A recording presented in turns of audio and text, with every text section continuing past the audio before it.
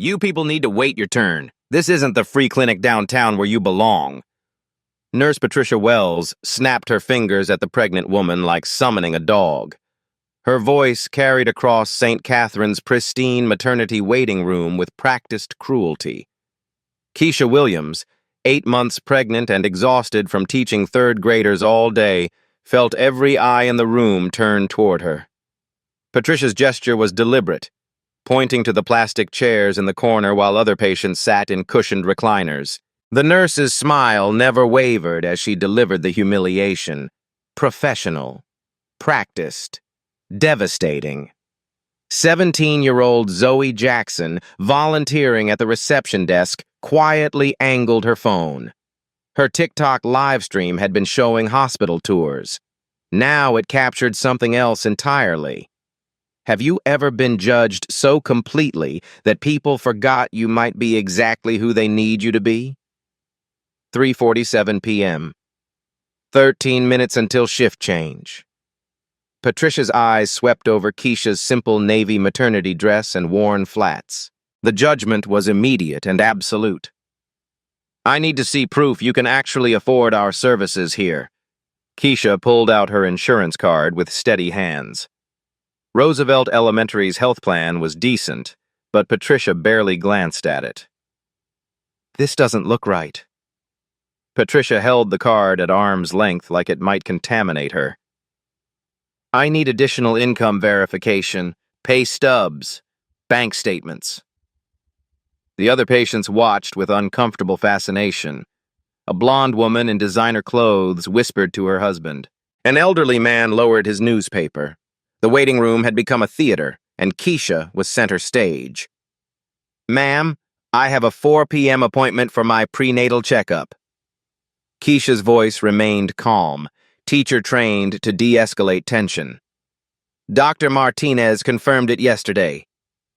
I don't care what some appointment card says. Patricia's voice rose deliberately. We serve paying patients first, real patients. Zoe's fingers trembled as she adjusted her phone angle. Her TikTok livestream counter climbed, 847 viewers and rising. Comments flooded the screen faster than she could read them. This is disgusting. Sue them. Where is this hospital? Someone record this. Patricia noticed the phone and smiled wider. She was performing now, showing the waiting room how professionals handled difficult situations. Young lady, put that phone away. This is a medical facility, not social media. But Zoe kept filming. Something about Keisha's quiet dignity, the way she kept one protective hand on her belly, made stopping impossible.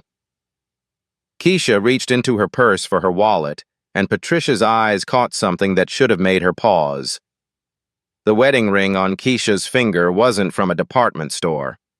The 3-carat diamond caught the fluorescent light, throwing tiny rainbows across the reception desk. But Patricia saw only what she expected to see.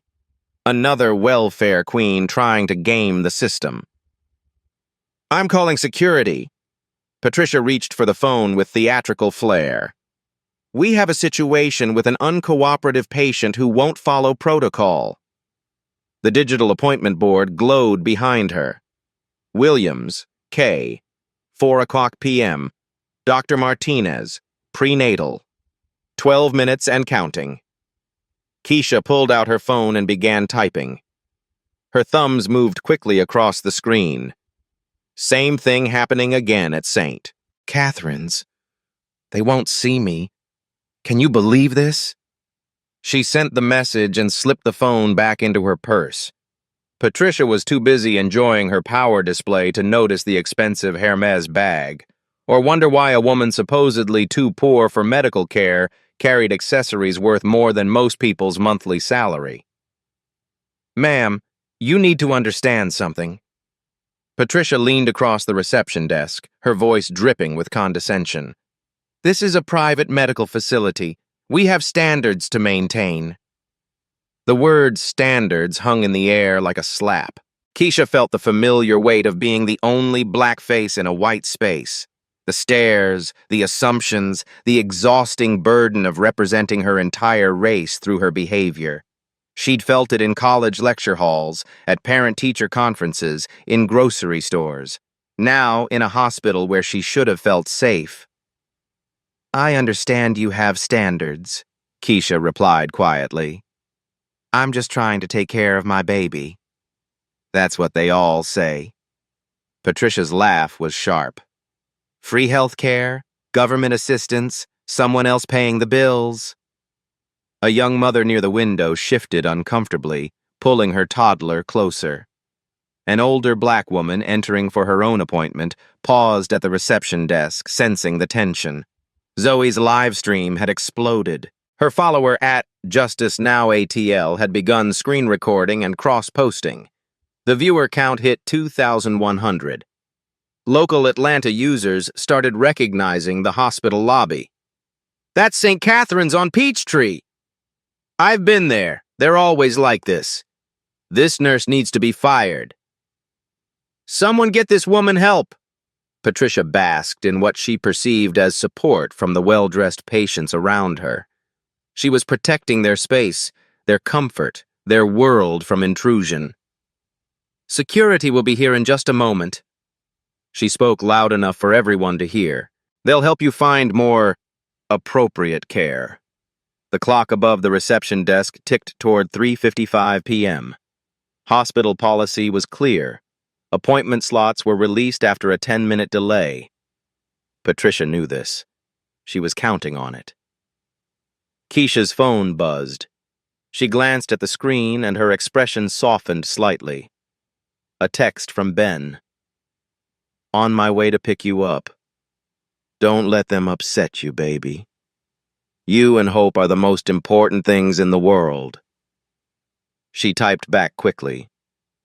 "They're calling security. I might have to leave." His response was immediate. "Stay right there. I'm making some calls." Keisha looked up to find Patricia watching her with narrowed eyes. "Personal calls can wait until after you leave.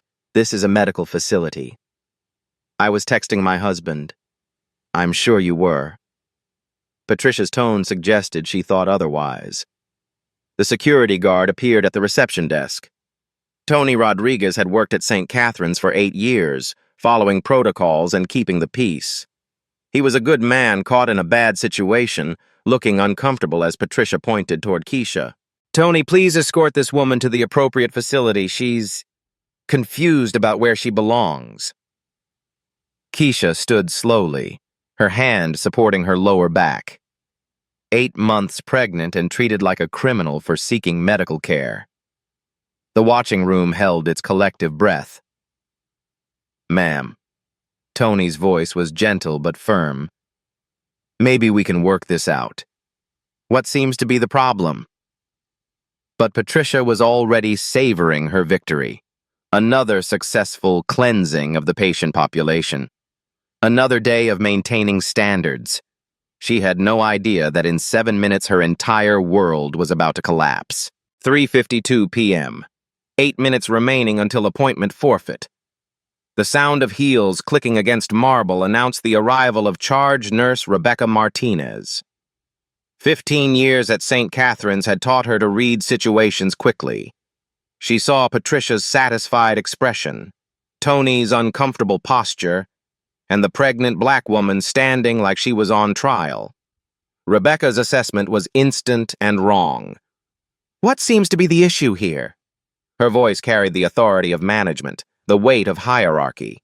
Patricia straightened, energized by backup. "This patient refuses to provide proper documentation for her appointment. She's become difficult." Rebecca's eyes swept over Keisha with practiced efficiency. The worn shoes, the simple dress, the obvious exhaustion of late pregnancy. Her mind filled in blanks that weren't there, painted a picture based on assumptions rather than facts. "Ma'am, perhaps you'd be more comfortable at the county hospital where they accommodate everyone." Rebecca's voice held the false kindness of someone delivering bad news. "They have excellent programs for women in your situation." Keisha felt the familiar burn of coded language. My situation could only mean one thing in Rebecca's mind. Young, black, pregnant, therefore poor, therefore unworthy. I have insurance, Keisha said quietly. I have an appointment. I just want to see the doctor. Insurance fraud is a serious crime, Rebecca replied, her tone suggesting this was common knowledge that Keisha somehow lacked. We have to be very careful about verification. Zoe's hands shook as she held her phone steady. The live stream counter showed 3,200 viewers. Comments exploded across her screen faster than humanly readable. 2 against 1 now? This is systematic racism. Where are the doctors? Someone help her. Her follower at Justice. Now ATL had gone live on Instagram simultaneously, cross-posting the feed. The hashtag #Catherine's Shame began trending in Atlanta. Within minutes, it jumped to statewide visibility.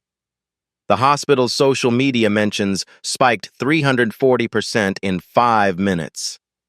Somewhere in a corporate office, analytics software began sending automated alerts to the communications department. Tony shifted his weight from foot to foot, increasingly uncomfortable with his role. He'd seen discrimination before, subtle and not so subtle. This felt different, darker, more deliberate. Ladies, maybe we can, he began. Tony, please escort this woman to the exit, Rebecca interrupted. We need to maintain the schedule for our confirmed patients. The appointment board's digital display seemed to mock them. Williams, K. 4:00 p.m. The timestamp showed 3:54 p.m., 6 minutes until the appointment would be automatically canceled per hospital policy. A woman in the waiting area stood up. Mrs. Dorothy Chen, 67, had watched the entire scene unfold with growing disgust. Excuse me, she called out. That young lady has been nothing but polite. What exactly is the problem? Patricia's smile tightened. Public questioning wasn't part of her script. Ma'am, this is a medical matter. Please return to your seat. Medical matter? Mrs. Chen's voice rose. I see a pregnant woman being harassed for no reason. Other patients began to stir. The comfortable bubble of assumed superiority was developing cracks. Some shifted in their seats, looking away. Others pulled out phones, no longer content to just watch. Rebecca felt control slipping. Everyone, please remain calm. We're handling this situation appropriately. But Keisha's phone buzzed again. She glanced down. Don't move. I'm handling this now. Something in the message made her shoulders straighten slightly. She looked up at Rebecca with new resolve. I'd like to speak with the hospital administrator, Keisha said clearly. Patricia laughed. The administrator doesn't deal with insurance problems. That's what we're for. Then I'd like to file a formal complaint. Against whom? Rebecca's eyebrows rose in challenge. Against both of you. For discrimination. The word hung in the air like a bomb. Patricia's face flushed red. Rebecca's professional composure cracked. That's a very serious accusation, Rebecca said slowly. Do you understand the legal implications of making false claims? Do you understand the legal implications of violating the Civil Rights Act? Keisha's voice remained steady, but something had shifted. The school teacher was becoming something else. Zoe's live stream exploded. 5,400 viewers and climbing. The comments were no longer just outrage, they were organizing. Someone needs to call the news. I'm calling Channel 2 now.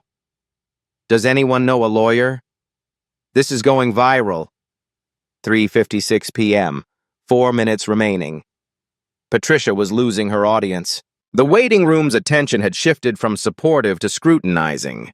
She needed to regain control, to remind everyone who held the power here.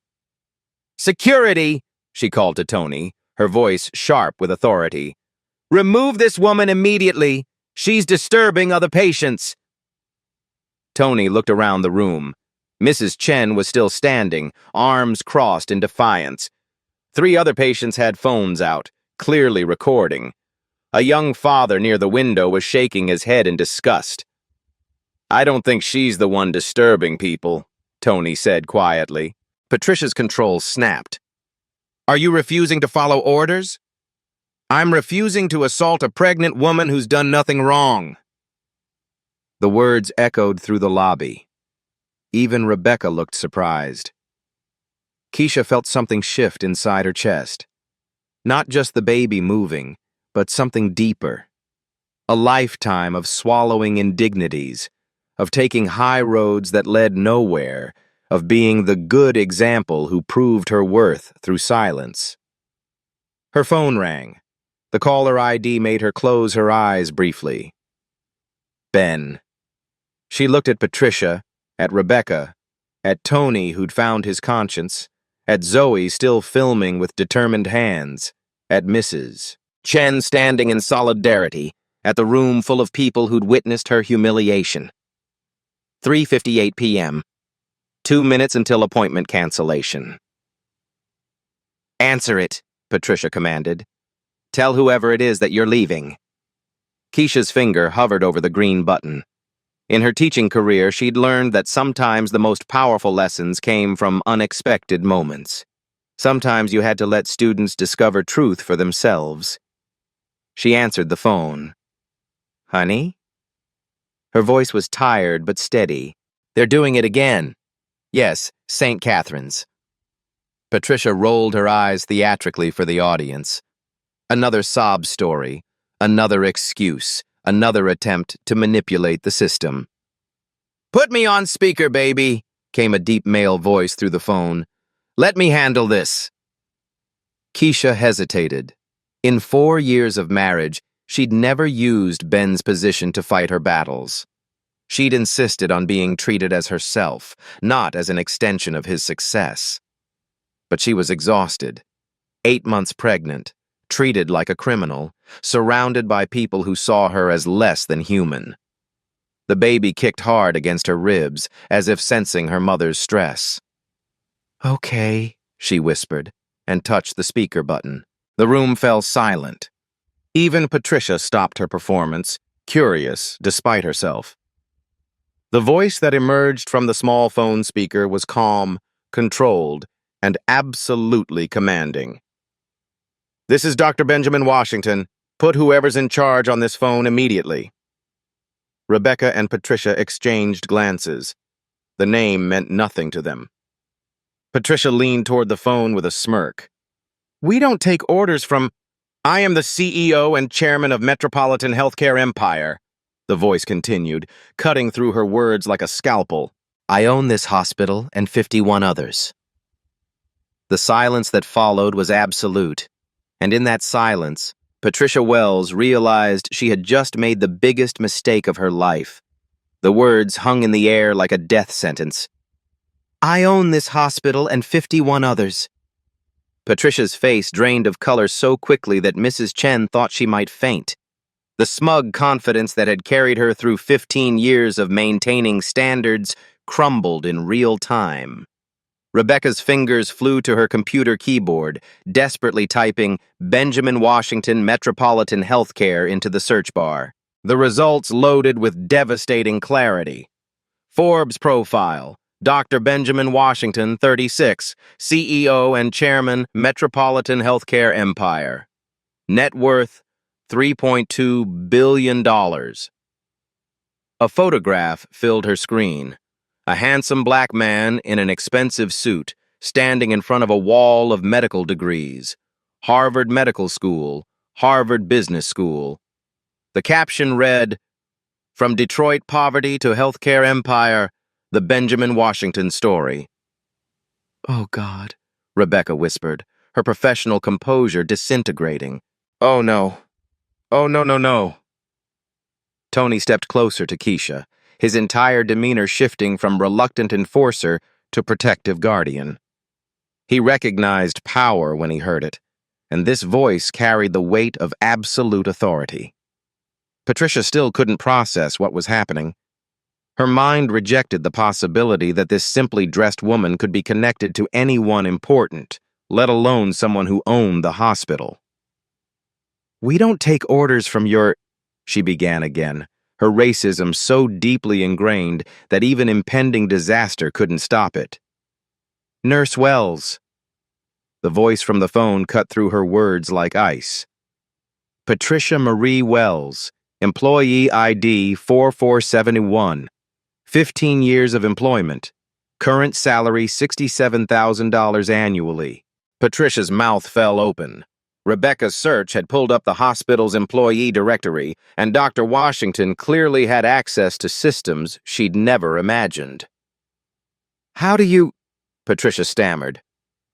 "Because I own the system that generates your paycheck." Dr. Washington's voice remained calm, but the undercurrent of controlled fury was unmistakable.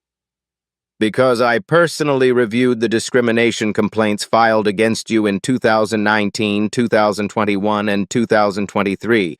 Because I know exactly who you are, Nurse Wells." The livestream viewer count exploded past 8,400. Zoe's hands trembled as she held her phone steady, afraid to move and miss a second of what was unfolding. Comments flooded the screen. "Plot twist! Her husband owns the hospital! Patricia is so fired! This is better than Netflix at Justice." Now ATL had shared the stream across Instagram, Twitter, and Facebook simultaneously. Oz SD Catherine's shame was trending nationally now, climbing toward viral status. "Security, please escort my wife to the VIP executive suite immediately," Dr. Washington continued. "Tony Rodriguez, I assume you're listening?" Tony straightened like a soldier called to attention. "Yes, sir, Dr. Washington. Right away, sir." "Excellent. Patricia Wells and Rebecca Martinez, you have exactly 3 minutes to report to the administrative offices on the 7th floor. Do not pass go. Do not collect $200. Move." The Monopoly reference would have been funny if Patricia wasn't watching her career implode in real time. Rebecca found her voice first. "Dr. Washington, there's been a misunderstanding. We were simply following protocol." "Protocol?" The laugh that came through the phone speaker was devoid of humor. "Is it protocol to tell a black woman she belongs at the county hospital? Is it protocol to assume someone can't afford medical care based on their race? Is it protocol to call security on a pregnant woman seeking prenatal care?" Mrs. Chen nodded vigorously from her seat. Other patients murmured agreement. The court of public opinion had rendered its verdict. "We have everything on record," Dr. Washington continued. "Hospital security cameras captured every word. Ms. Jackson's live stream provided additional documentation. Multiple witnesses observed the entire incident." Zoe jumped at hearing her name. Somehow he knew about her stream. She wondered if she was in trouble, but his tone suggested otherwise. "Tony, please ensure my wife receives immediate medical attention.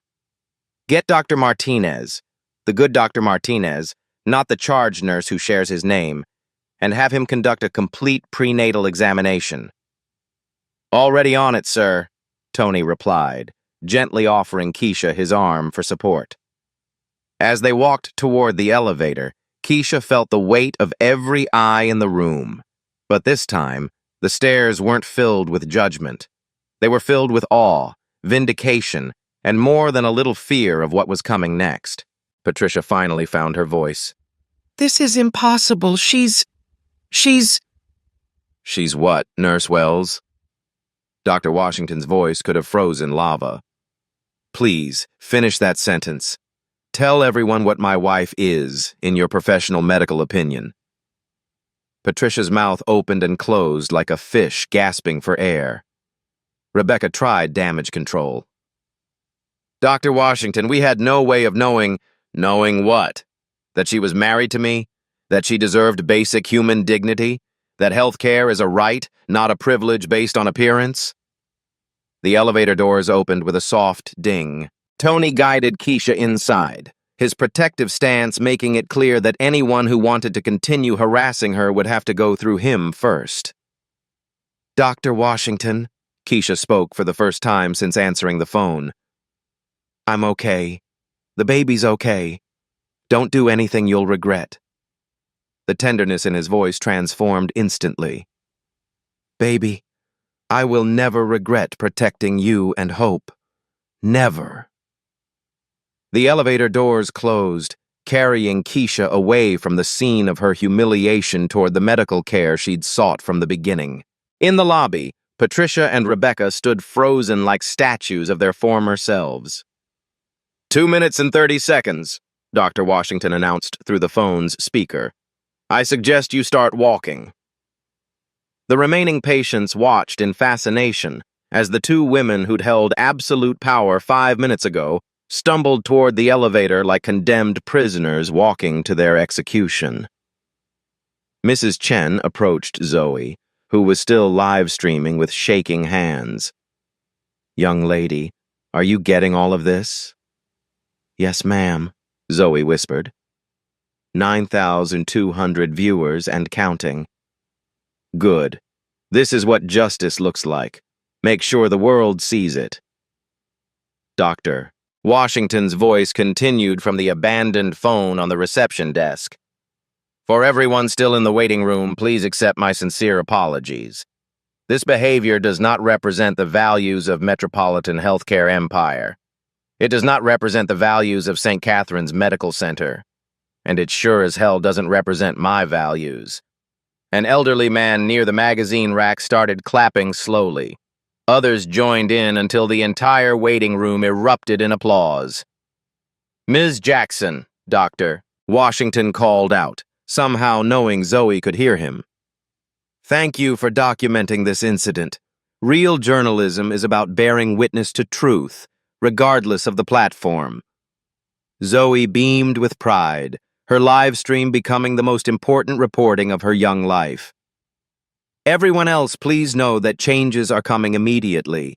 No patient will ever be treated this way again in any of our facilities. You have my word." The phone went silent for a moment, then Dr. Washington's voice returned, quieter but no less determined. "Nurse Wells, Ms. Martinez, I'm curious why you're still in my lobby instead of heading to the 7th floor." The remaining staff scattered like roaches when the lights come on. Patricia and Rebecca rushed toward the elevator, their heels clicking frantically against the marble floor. As the elevator doors closed behind them, everyone in the lobby knew they were witnessing something historic. Not just the fall of two discriminatory employees, but the birth of accountability in a system that had protected prejudice for too long. Zoe looked directly into her phone camera. "Y'all," she whispered to her viewers, "I think we just watched David take down Goliath." And David was 8 months pregnant. The live stream counter hit 12,000 viewers. And this was just the beginning. Patricia's legs felt like jelly as the elevator climbed toward the 7th floor. 15 years of employment, 15 years of pension contributions, 15 years of health insurance and paid vacation days, all evaporating with each passing floor. "This can't be happening," she muttered. "This can't be real." Rebecca stared at her phone, frantically Googling Metropolitan Healthcare Empire. The search results painted a picture of corporate dominance that made her stomach churn. Metropolitan Healthcare Empire owns 52 hospitals across 9 states. Annual revenue, $21.3 billion. Employees, 89,000. CEO Benjamin Washington started with a single $2 million loan in 2015. Built empire by acquiring failing hospitals and transforming them into profitable, community-focused medical centers. Known for aggressive anti-discrimination policies and zero-tolerance approach to patient mistreatment. The elevator dinged softly at each floor. 3rd floor. 4th floor. Each sound felt like a nail being hammered into their professional coffins. "We didn't know," Rebecca whispered, though even she didn't believe the excuse. We shouldn't have needed to know, Patricia replied, finally understanding the magnitude of their mistake. She was a patient. That should have been enough. But it was too late for epiphanies. The elevator reached the 7th floor, and the doors opened to reveal a hallway lined with corporate portraits. Benjamin Washington's photograph dominated the wall directly across from the elevator, his eyes seeming to stare directly at them. Founder and CEO, Metropolitan Healthcare Empire, Healthcare Without Barriers. Patricia read the motto beneath his picture and felt the full weight of irony crushing down on her shoulders. A security guard waited for them in the hallway. Not Tony, but a stern-faced woman who looked like she'd been expecting them. Dr. Washington is waiting in conference room A, she said simply. Follow me. As they walked down the corridor, Rebecca caught glimpses through office windows. Executive assistants were on phones, talking rapidly. Computer screens showed news feeds and social media dashboards. The story was already spreading beyond Zoe's live stream. Channel 2 News. Viral video, pregnant woman discriminated against at Atlanta hospital. Fox 5. Breaking. Hospital staff accused of racial bias in shocking social media video. Atlanta Journal. Constitution. St. Catherine's Hospital faces discrimination allegations after live-streamed incident. The security guard stopped outside a mahogany door marked Conference Room A. Through the glass wall, they could see a long table surrounded by leather chairs. At the head of the table sat a man who radiated power even in stillness. Dr. Benjamin Washington looked exactly like his photographs, but the reality of his presence was overwhelming. This wasn't just wealth or success. This was someone who'd built an empire through intelligence, determination, and an understanding of systems that people like Patricia and Rebecca had never bothered to consider. He looked up as they entered, his dark eyes measuring them with surgical precision. "Sit down," he said simply. And Patricia Wells finally understood that her world had changed forever. Dr. Benjamin Washington didn't look up from his tablet when Patricia and Rebecca entered the conference room. He was reviewing real-time data streams, social media analytics, news alerts, stock price fluctuations, and legal liability assessments. The numbers painted a clear picture of corporate crisis. TikTok views, 847,000, and climbing Twitter mentions, #ST Catherine's, shame trending in 12 states. News stations, 47 pickup requests in the last hour. Metropolitan Healthcare stock, down 2.3% in after-hours trading. "Sit," he said without looking up. Patricia and Rebecca took seats at the far end of the conference table, as far from him as the room allowed. The distance felt both protective and damning. Dr. Washington finally raised his eyes. When he looked at them, they understood why he'd built a billion-dollar empire before age 40. This wasn't just intelligence. It was the kind of focused intensity that transformed vision into reality. Nurse Wells. Ms. Martinez. His voice carried the calm of someone completely in control. Before we begin, I want you to understand exactly what you've done. He touched his tablet screen, and the room's wall-mounted display came alive with data. Metropolitan Healthcare Empire operates under a zero-tolerance discrimination policy. Section 4.7 of our employee handbook states, any employee found engaging in discriminatory behavior based on race, ethnicity, economic status, or appearance will face immediate termination. Patricia's hands shook in her lap. Dr. Washington, if we had known... Known what? His interruption was surgical. Known that my wife deserved basic human dignity? Known that healthcare is a right, not a privilege you dispense based on prejudice? The wall display shifted to show financial projections. Let me explain what this incident will cost us. Legal settlements for healthcare discrimination average $1.2 million per case. That's if we settle quietly. Given the viral nature of this incident, we're looking at significantly higher exposure. Rebecca found her voice. Dr. Washington, we were following standard verification procedures. Standard? Dr. Washington's laugh was devoid of humor. Ms. Martinez, I have the security footage. I have the live stream. I have 12 witnesses. Would you like me to play back your standard procedures? He touched the tablet again. Audio filled the room, Rebecca's own voice, clear and damning. Perhaps you'd be more comfortable at the county hospital where they accommodate everyone. Rebecca's face crumpled.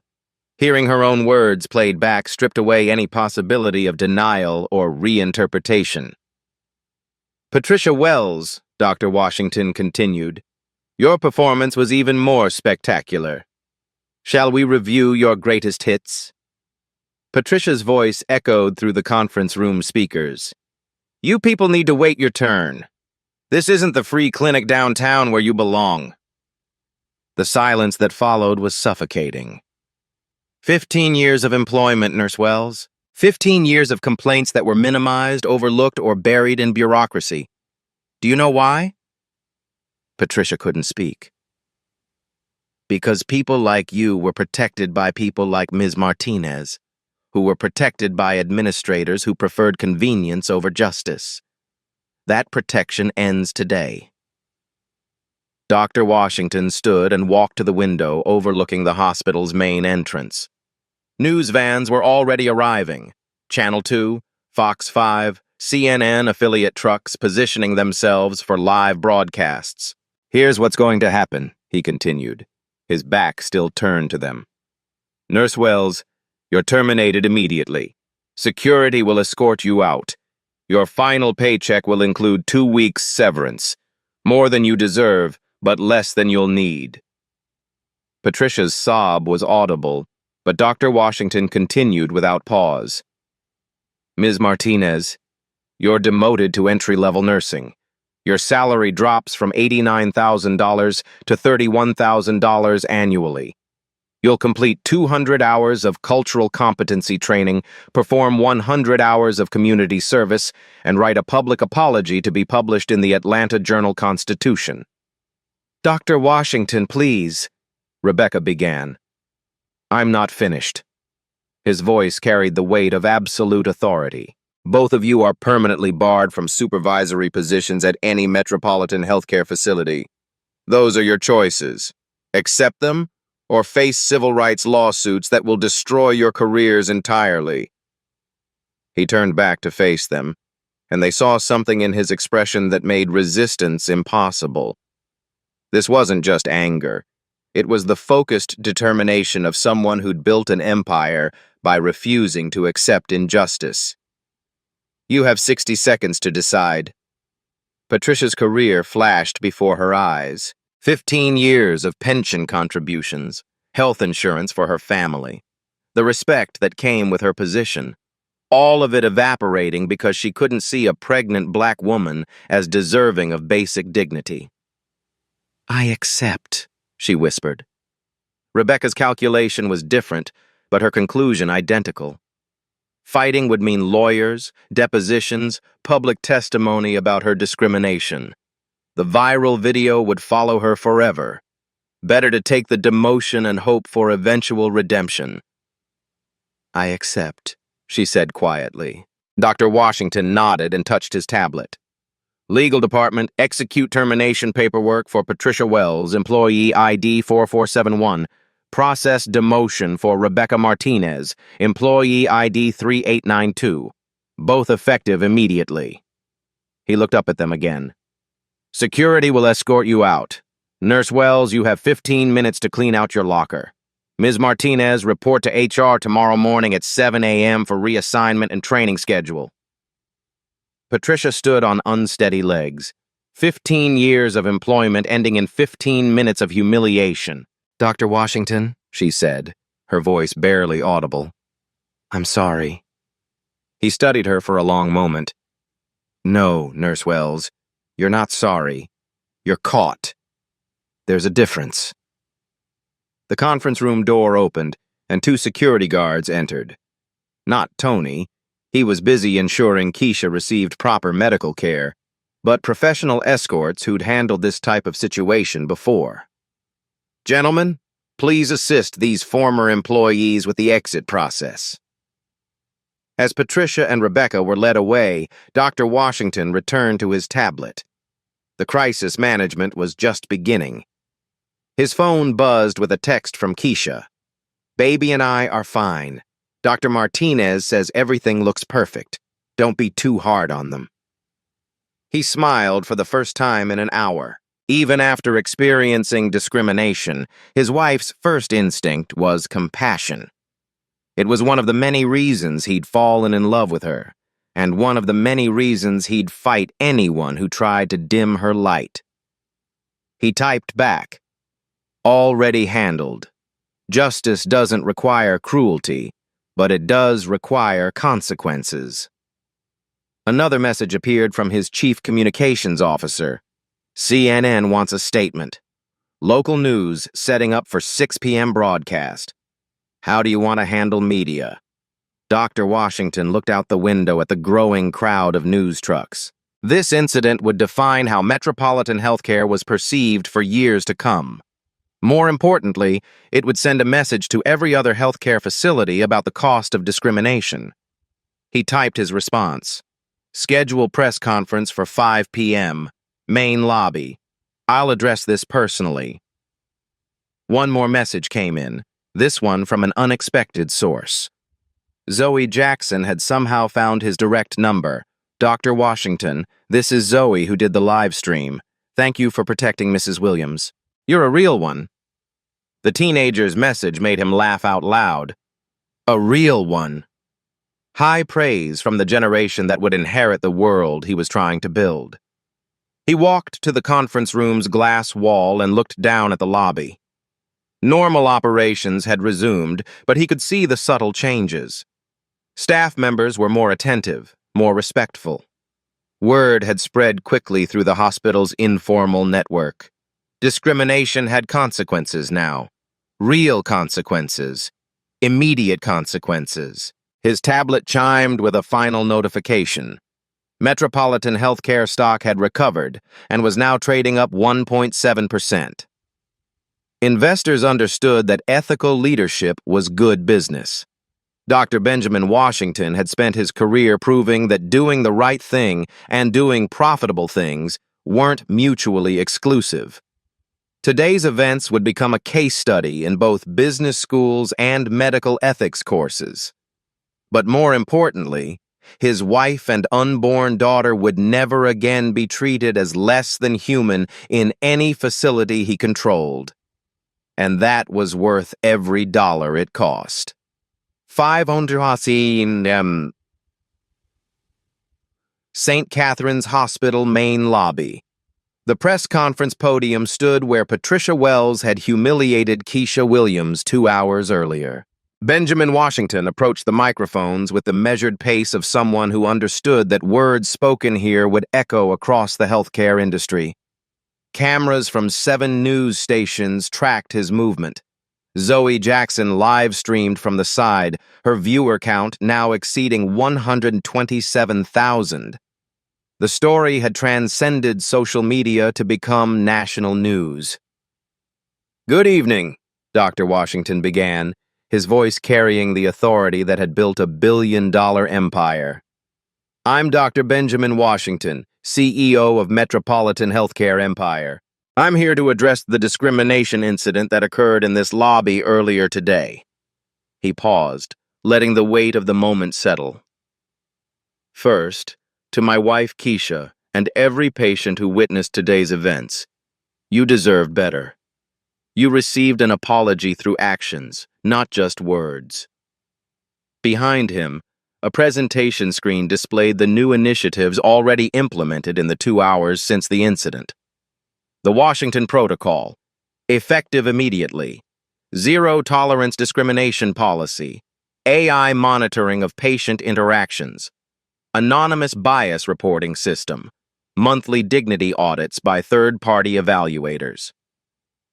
Nurse Patricia Wells has been terminated. Charge nurse Rebecca Martinez has been demoted and will undergo extensive retraining. These weren't knee-jerk reactions.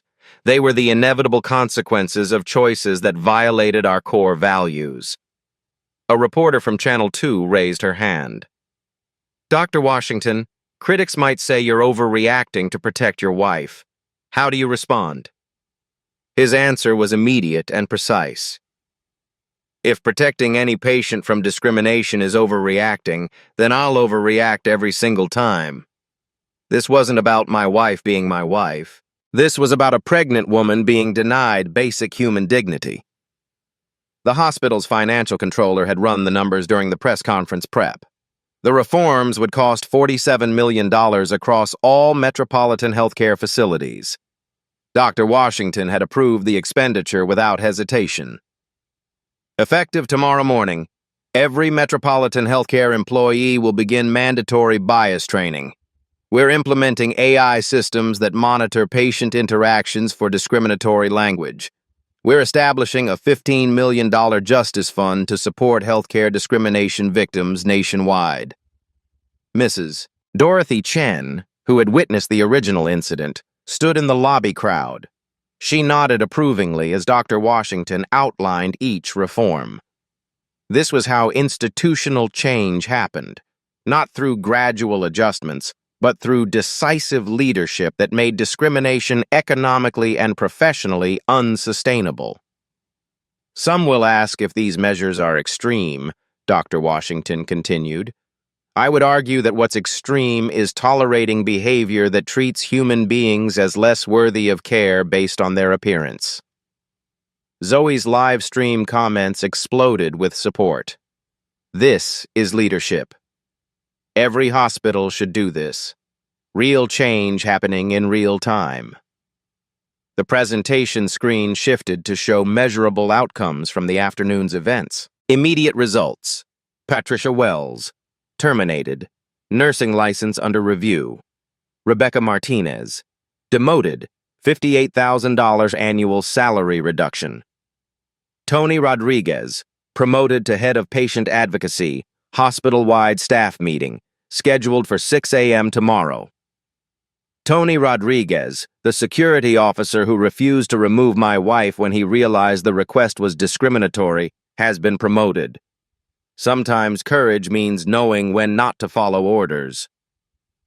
The decision to promote Tony had been immediate. Dr. Washington understood that protecting the right people sent as strong a message as punishing the wrong ones. A reporter from Fox 5 asked, "What's your message to other healthcare facilities facing similar situations?" Simple, Dr. Washington replied. Discrimination is expensive. It costs you talented employees, loyal patients, community trust, and legal settlements. But more importantly, it costs you your humanity. The presentation screen showed a final slide. Metropolitan Healthcare Empire Commitment. No patient will ever be judged by appearance. Healthcare is a human right, not a privilege. Dignity isn't negotiable. These aren't just corporate policies, Dr. Washington concluded. They're moral imperatives. Every patient who enters our facilities deserves to be treated with the same respect I'd want for my own family. As the press conference ended, reporters scattered to file their stories. The footage would lead evening newscasts across the country.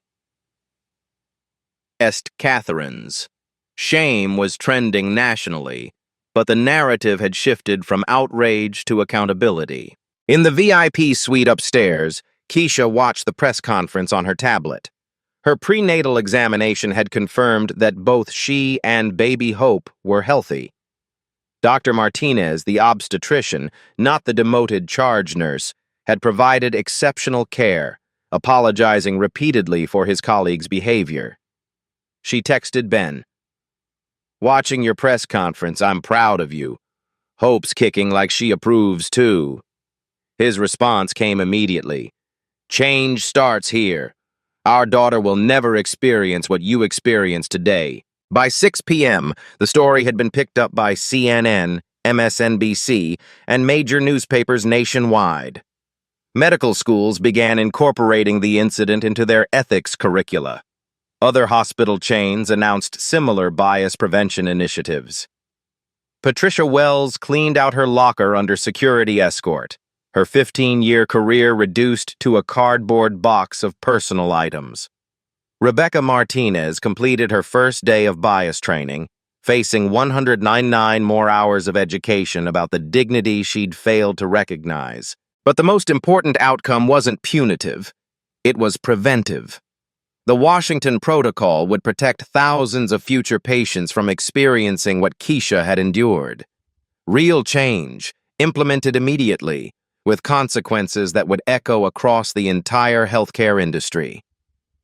3 weeks later, baby Hope Washington entered the world at 6:47 a.m. in the same hospital where her mother had been discriminated against. The delivery room was filled with joy, respect, and the quiet dignity that should have been present from the beginning. Dr. Martinez, the obstetrician who'd provided exceptional care after the incident, smiled as he placed Hope in Keisha's arms. "She's perfect. Absolutely perfect." Keisha looked down at her daughter's face and whispered, "She'll never know a world where she's judged before she's heard." The story had become more than viral content. It had become a catalyst for systemic change across American healthcare. These are real-life stories that remind us why Black stories matter, why touching stories of injustice overcome can transform entire industries. Zoe Jackson's live stream had been viewed 4.7 million times across all platforms. Harvard Medical School invited her to speak about citizen journalism and accountability. She'd been accepted to 12 colleges with full scholarships from 3, including one funded by the Metropolitan Healthcare Foundation. "I just held up my phone," she said in interviews. "But sometimes that's all it takes to change everything."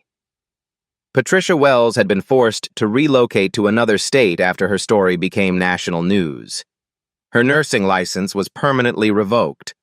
She worked at a call center now, earning $28,000 annually, less than half her hospital salary. The consequences of her choices would follow her forever. Rebecca Martinez completed her bias training and community service. Her public apology, published in the Atlanta Journal-Constitution, became required reading in nursing schools nationwide. She remained at entry level, a daily reminder that discrimination destroys careers. Tony Rodriguez had embraced his role as head of patient advocacy. Under his leadership, patient satisfaction scores increased 34% across all metropolitan healthcare facilities.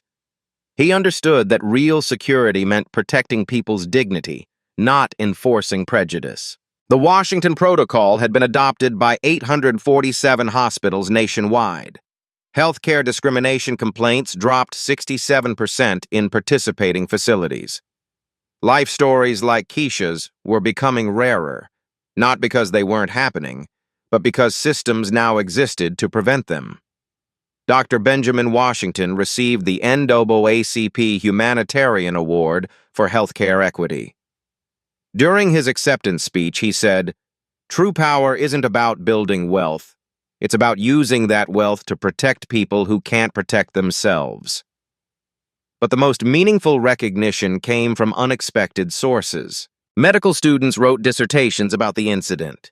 Business schools taught it as a case study in ethical leadership.